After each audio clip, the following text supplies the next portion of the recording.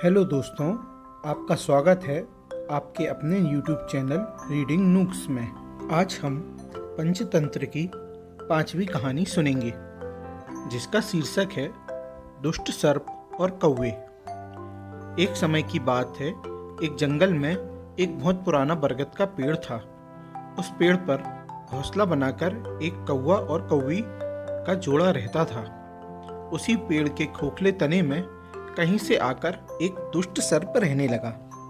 हर वर्ष मौसम आने पर कौवी घोंसले में अंडे देती और सर्प मौका पाकर उनके घोंसले में जाकर अंडे खा जाता। एक बार जब कौवा और कौवी जल्दी भोजन पाकर शीघ्र ही लौट आए तो उन्होंने उस दुष्ट सर्प को अपने घोंसले में रखे अंडों पर झपटते देखा। अंडे खाकर सर्प तो चला गया। कौवे ने कौवी को ठासा बंधाया, प्रिय हिम्मत रखो, अब हमें शत्रु का पता चल गया है, कुछ उपाय भी सोच लेंगे। कौवे ने काफी सोचा विचारा और पहले वाले घोंसले को छोड़ उससे काफी ऊपर टहनी पर घोंसला बनाया और कौवे से कहा, यहाँ हमारे अंडे सुरक्षित रहेंगे। हमारा घोंसला पेड़ की चोटी के किनारे निकट है और ऊपर आसमान में चील मंडराती रहती है।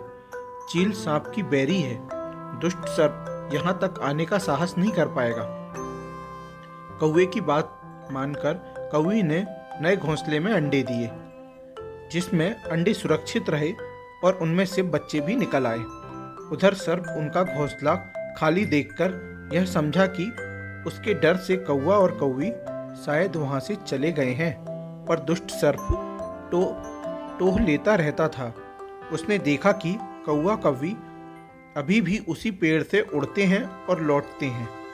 उसे यह समझते देर नहीं लगी कि उन्होंने नया घोंसला उसी पेड़ पर ऊपर बना रखा है। एक दिन सर्प खोंच से निकला और उसने कौवों का नया घोंसला खोज लिया। घोंसले में कौवा दंपति के 3 नवजात शिशु थे।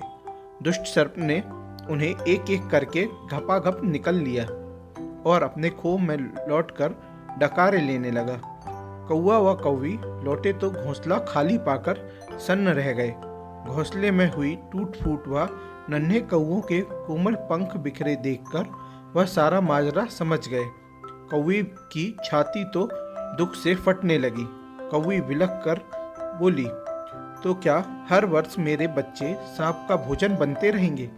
कौवा बोला, नहीं, यह माना कि हमारे सामने विकट समस्या है, पर यहाँ से भागना ही उसका हल नहीं है।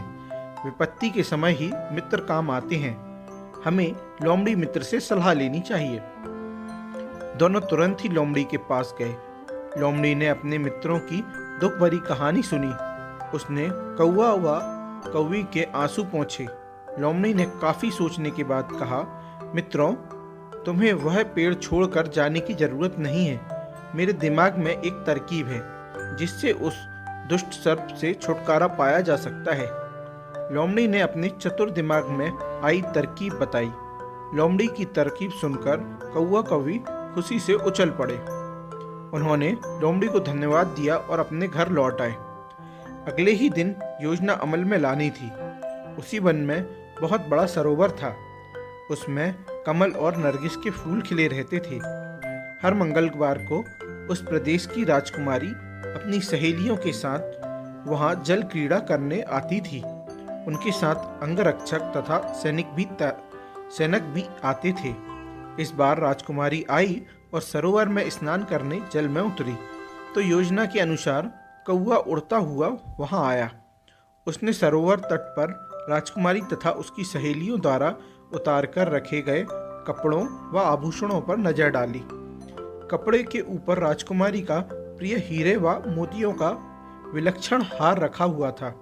कौवी ने राजकुमारी तथा सहेलियों का ध्यान अपनी ओर आकर्षित करने के लिए काव काव का शोर किया। जब सबकी नजर उसकी ओर घूमी तो कौवा राजकुमारी का हार चोंच में दबाकर ऊपर उड़ गया। सभी सहेलियां चीखीं, देखो देखो, वह राजकुमारी का हार उठाकर ले जा रहा है। सैनिकों ने ऊपर देखा तो सचमुच एक कौवा हार लेकर धीरे धीरे उड़ता जा रहा था। सैनिक उसी दिशा में दौड़ने लगे। कौवा सैनिकों को अपने पीछे लगाकर धीरे धीरे उड़ता हुआ उसी पेड़ की ओर ले आया।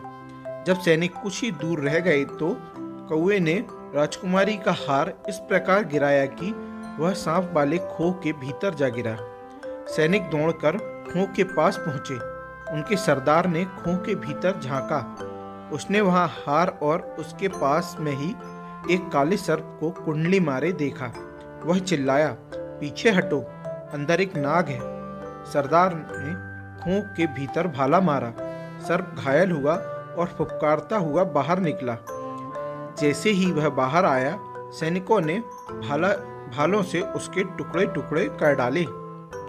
इससे हमें यह सीख मिलती है कि सूझबूझ का उपयोग कर हम बड़ी से बड़ी ताकत और दुश्मन को हरा सकते हैं। बुद्धि का प्रयोग करके हर संकट का हल निकाला जा सकता है। दोस्तों, आपको यह कहानी कैसी लगी प्लीज़ कमेंट सेक्शन में बताएं। अगर पसंद आई हो तो लाइक करें, अपने दोस्तों को शेयर करें और इस चैनल को सब्सक्राइब करें। Thank you.